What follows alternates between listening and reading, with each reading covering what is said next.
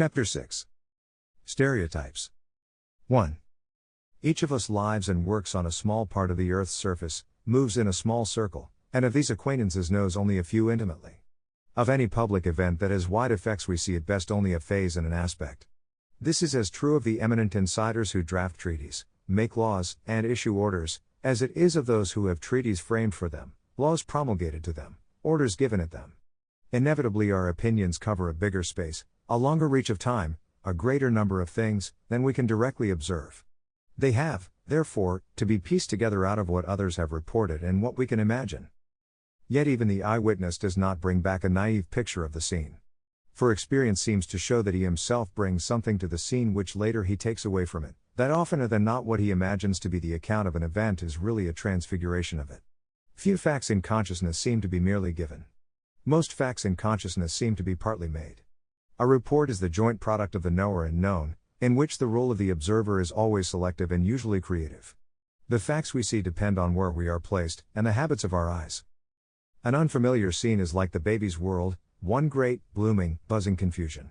This is the way, says Mr. John Dewey, that any new thing strikes an adult, so far as the thing is really new and strange. Foreign languages that we do not understand always seem gibberings, babblings, in which it is impossible to fix a definite, clear-cut, individualized group of sounds. The countryman in the crowded street, the landlubber at sea, the ignoramus in sport at a contest between experts in a complicated game, are further instances. Put an inexperienced man in a factory, and at first the work seems to him a meaningless medley.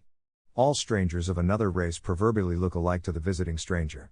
Only gross differences of size or color are perceived by an outsider in a flock of sheep, each of which is perfectly individualized to the shepherd. A diffusive blur and an indiscriminately shifting suction characterize what we do not understand. The problem of the acquisition of meaning by things, or, stated in another way, of forming habits of simple apprehension, is thus the problem of introducing 1. Definiteness and distinction and 2. Consistency or stability of meaning into what is otherwise vague and wavering. But the kind of definiteness and consistency introduced depends upon who introduces them. In a later passage Dewey gives an example of how differently an experienced layman and a chemist might define the word metal. Smoothness, hardness, glossiness, and brilliancy, heavy weight for its size, the serviceable properties of capacity for being hammered and pulled without breaking, of being softened by heat and hardened by cold, of retaining the shape and form given, of resistance to pressure and decay, would probably be included in the layman's definition. But the chemist would likely as not ignore these aesthetic and utilitarian qualities, and define a metal as a chemical element that enters into combination with oxygen so as to form a base. For the most part we do not first see, and then define, we define first and then see. In the great blooming, buzzing confusion of the outer world we pick out what our culture has already defined for us, and we tend to perceive that which we have picked out in the form stereotyped for us by our culture.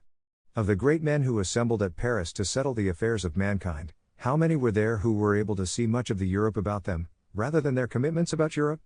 Could anyone have penetrated the mind of M. Clemenceau, would he have found there images of the Europe of 1919, or a great sediment of stereotyped ideas accumulated and hardened in a long and pugnacious existence? Did he see the Germans of 1919, or the German type as he had learned to see it since 1871? He saw the type, and among the reports that came to him from Germany, he took to heart those reports, and, it seems, those only, which fitted the type that was in his mind. If a Junker blustered, that was an authentic German. If a labor leader confessed the guilt of the empire, he was not an authentic German.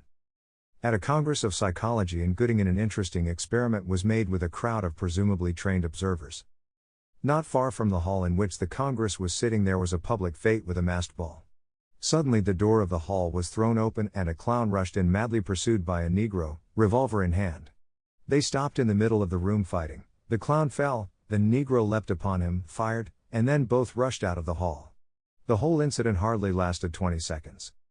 The president asked those present to write immediately a report since there was sure to be a judicial inquiry. 40 reports were sent in. Only one had less than 20% of mistakes in regard to the principal facts, 14 had 20% to 40% of mistakes, 12 from 40% to 50%, 13 more than 50%.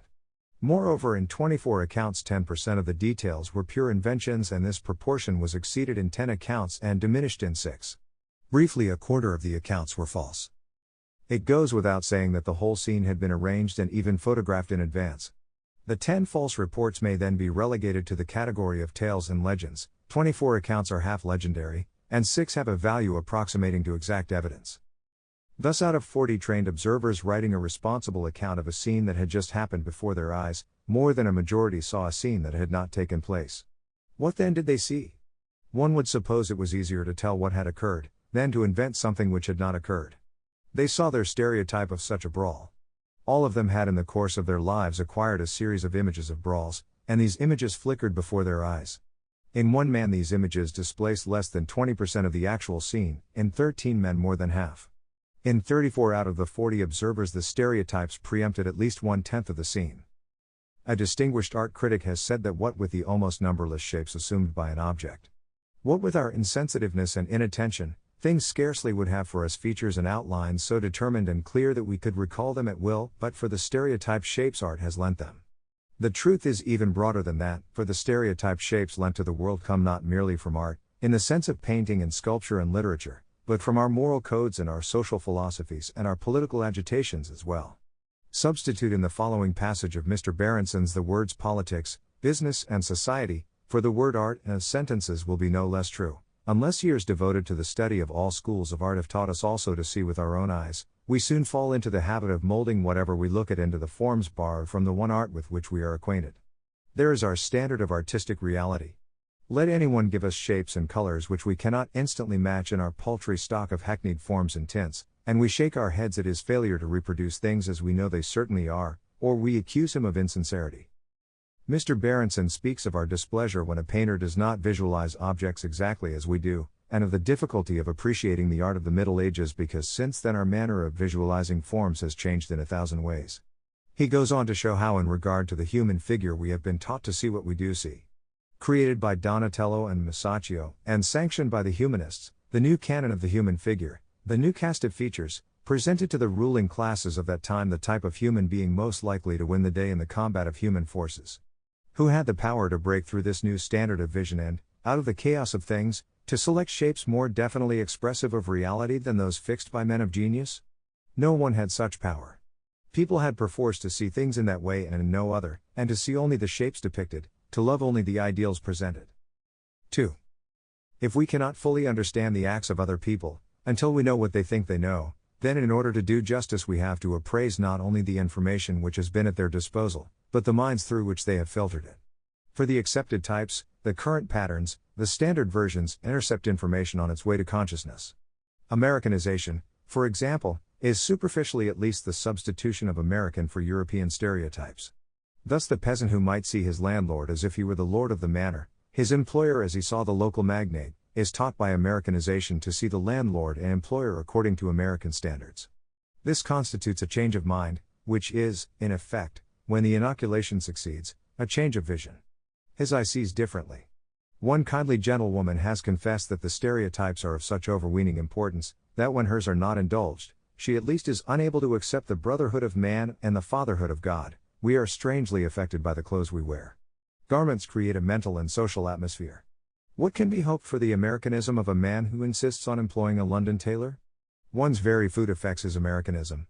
What kind of American consciousness can grow in the atmosphere of sauerkraut and Limburger cheese? Or what can you expect of the Americanism of the man whose breath always reeks of garlic? This lady might well have been the patron of a pageant which a friend of mine once attended. It was called the Melting Pot, and it was given on the 4th of July in an automobile town where many foreign-born workers are employed. In the center of the baseball park at second base stood a huge wooden and canvas pot. There were flights of steps up to the rim on two sides. After the audience had settled itself, and the band had played, a procession came through an opening at one side of the field. It was made up of men of all the foreign nationalities employed in the factories. They wore their native costumes, they were singing their national songs, they danced their folk dances, and carried the banners of all Europe. The master of ceremonies was the principal of the grade school dressed as Uncle Sam. He led them to the pot.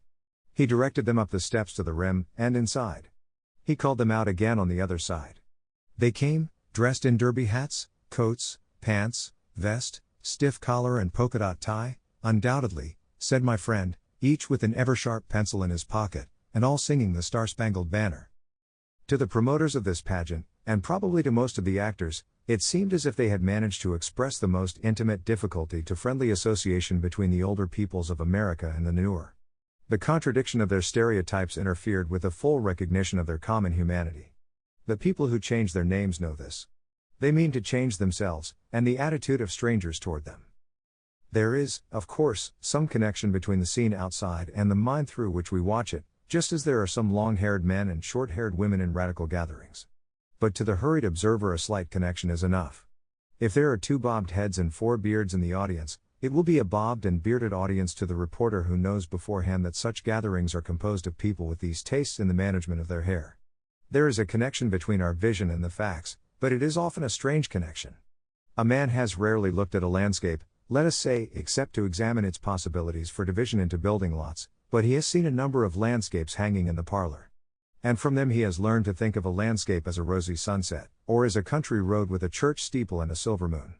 One day he goes to the country, and for hours he does not see a single landscape. Then the sun goes down looking rosy. At once he recognizes a landscape and exclaims that it is beautiful. But 2 days later, when he tries to recall what he saw, the odds are that he will remember chiefly some landscape in a parlor. Unless he has been drunk or dreaming or insane, he did see a sunset, but he saw in it, and above all remembers from it, more of what the oil painting taught him to observe, than what an impressionist painter, for example, or a cultivated Japanese would have seen and taken away with him. And the Japanese and the painter in turn will have seen and remembered more of the form they had learned, unless they happen to be the very rare people who find fresh sight for mankind. In untrained observation we pick recognizable signs out of the environment.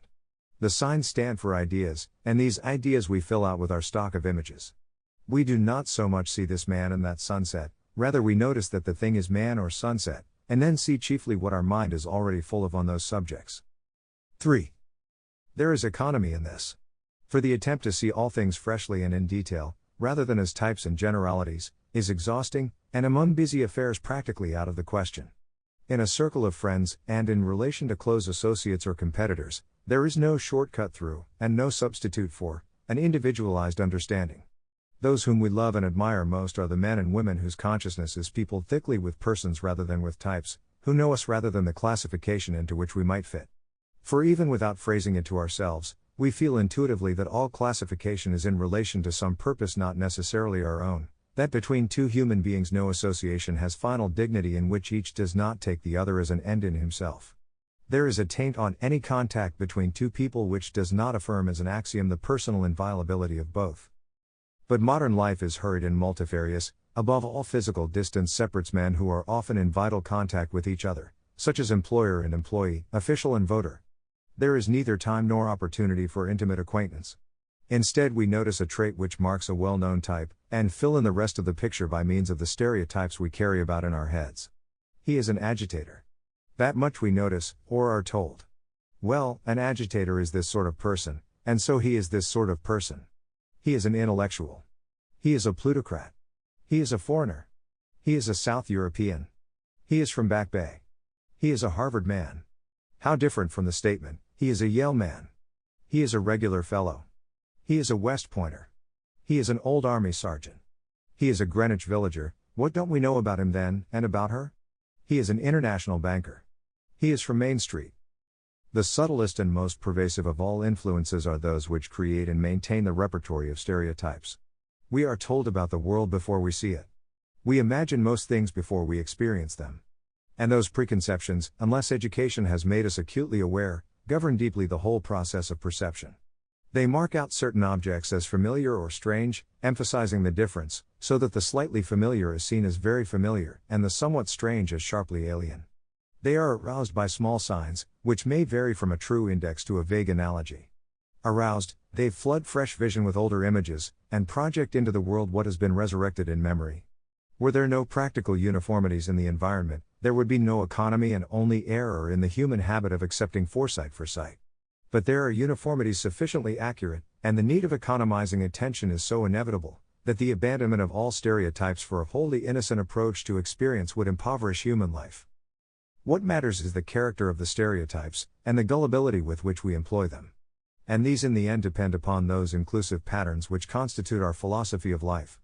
If in that philosophy we assume that the world is codified according to a code which we possess, We are likely to make our reports of what is going on describe a world run by our code. But if our philosophy tells us that each man is only a small part of the world, that his intelligence catches at best only phases and aspects in a coarse net of ideas, then, when we use our stereotypes, we tend to know that they are only stereotypes, to hold them lightly, to modify them gladly. We tend, also, to realize more and more clearly when our ideas started, where they started, how they came to us, why we accepted them. All useful history is antiseptic in this fashion. It enables us to know what fairy tale, what school book, what tradition, what novel, play, picture, phrase, planted one preconception in this mind, another in that mind. 4. Those who wish to censor art do not at least underestimate this influence. They generally misunderstand it, and almost always they are absurdly bent on preventing other people from discovering anything not sanctioned by them. But at any rate, like Plato in his argument about the poets, they feel vaguely that the types acquired through fiction tend to be imposed on reality. Thus there can be little doubt that the moving picture is steadily building up imagery which is then evoked by the words people read in their newspapers. In the whole experience of the race there has been no aid to visualization comparable to the cinema. If a Florentine wished to visualize the saints, he could go to the frescoes in his church, where he might see a vision of saints standardized for his time by Giotto. If an Athenian wished to visualize the gods he went to the temples. But the number of objects which were pictured was not great. And in the East, where the spirit of the second commandment was widely accepted, the portraiture of concrete things was even more meager, and for that reason perhaps the faculty of practical decision was by so much reduced. In the Western world, however, during the last few centuries there has been an enormous increase in the volume and scope of secular description, the word picture, the narrative, the illustrated narrative, and finally the moving picture and, perhaps, the talking picture. Photographs have the kind of authority over imagination today, which the printed word had yesterday, and the spoken word before that. They seem utterly real. They come, we imagine, directly to us without human meddling, and they are the most effortless food for the mind conceivable. Any description in words, or even any inert picture, requires an effort of memory before a picture exists in the mind. But on the screen the whole process of observing, describing, reporting, and then imagining has been accomplished for you. Without more trouble than is needed to stay awake, the result which your imagination is always aiming at is reeled off on the screen. The shadowy idea becomes vivid, your hazy notion, let us say, of the Ku Klux Klan, thanks to Mr. Griffiths, takes vivid shape when you see The Birth of a Nation. Historically it may be the wrong shape, morally it may be a pernicious shape, but it is a shape, and I doubt whether anyone who has seen the film and does not know more about the Ku Klux Klan than Mr. Griffiths, will ever hear the name again without seeing those white horsemen. 5.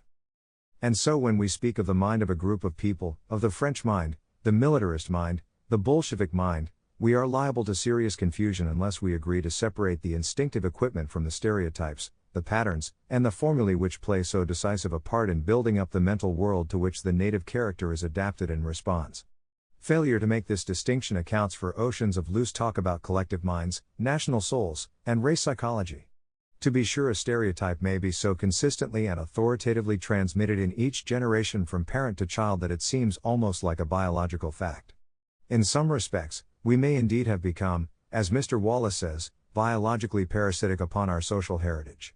But certainly there is not the least scientific evidence which would enable anyone to argue that men are born with the political habits of the country in which they are born.